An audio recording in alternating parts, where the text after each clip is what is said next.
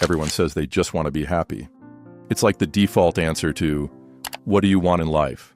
Right up there with, I just want to be successful and I want to find love.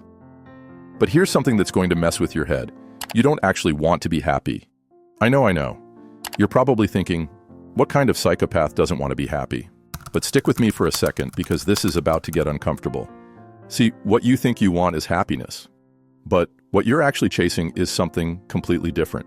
You're chasing validation. You're chasing control. You're chasing the next hit of dopamine that makes you feel alive for 5 minutes. And real happiness? Real happiness feels boring. Let me paint you a picture of what actual happiness looks like. You wake up feeling content. Not excited, not buzzing with energy, just okay. You go about your day without needing constant stimulation. You're not checking your phone every 30 seconds. You're not seeking drama or chaos or the next thing to make you feel something. You're just peaceful. Sounds terrible, right? Because here's what we've done to ourselves. We've confused feeling good with feeling familiar. And for most of us, familiar feels like stress, anxiety, and the constant need for something more. Think about it. When was the last time you were genuinely content and didn't immediately think, this is nice, but what's next? When did you last sit in a moment of peace without reaching for your phone or creating some kind of mental drama to entertain yourself? Probably never. Because we've trained our brains to be addicted to stimulation. And here's where it gets really twisted. Your brain has been hijacked, not by aliens or government mind control, but by something much more insidious, the dopamine slot machine in your pocket. Every notification, every like, every comment, every swipe is designed to give you a tiny hit of pleasure. And your brain, being the efficiency expert it is, starts craving those hits more than it craves actual satisfaction. It's like being addicted to candy and then wondering why a perfectly good apple tastes boring. But here's what's really messed up. We've built our entire identities around not being happy. Think about how you describe yourself to people. I'm so stressed. I'm overwhelmed. I can't catch a break. Life is crazy right now. When's the last time someone asked how you were and you said, I'm genuinely content and at peace? Never. Because that sounds weird. That sounds like you're not trying hard enough or you're missing something. We've made suffering into a personality trait.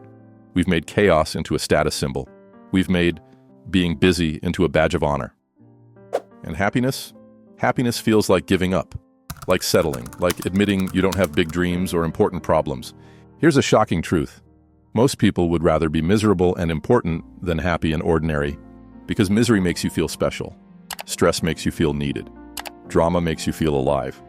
But happiness just makes you feel happy, and that's not enough anymore. We need our emotions to be extreme. We need our experiences to be intense. We need our lives to feel like a movie where something significant is always happening. But real life isn't a movie. Real happiness isn't a highlight reel. It's quiet moments. It's feeling satisfied with what you have. It's not needing constant entertainment or validation or proof that you matter. And that terrifies us. Because if you're not constantly striving, constantly stressed, constantly seeking the next thing, then who are you? If you're not defined by your problems, your goals, your endless pursuit of more, then what's your identity? Here's another uncomfortable truth. Most of us have trauma bonded with our own stress. We've been anxious, overwhelmed, or struggling for so long that it feels like home. Peace feels foreign. Contentment feels wrong. Happiness feels like we're forgetting something important. It's like being in an abusive relationship with your own emotions. You know it's not good for you, but it's familiar. And familiar feels safer than unknown, even when unknown might actually be better. So when genuine happiness shows up, those rare moments when you're not wanting anything, not worried about anything, not chasing anything, your brain panics. This is too quiet. Something must be wrong. I should be doing something. I should be worried about something. I should be wanting something. And you immediately start creating problems to solve, or goals to chase, or drama to engage with, because that feels more like you. But here's what's really happening. You've confused your coping mechanisms with your personality. You think you're someone who thrives under pressure, but you're actually someone who's never learned how to exist without pressure. You think you're ambitious and driven, but you're actually running from the terrifying possibility of being satisfied with what you have. You think you need constant stimulation to feel alive, but you've just forgotten what it feels like to be genuinely at peace.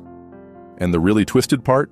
The things you think will make you happy, success, money, relationships, achievements, they're not actually designed to make you happy.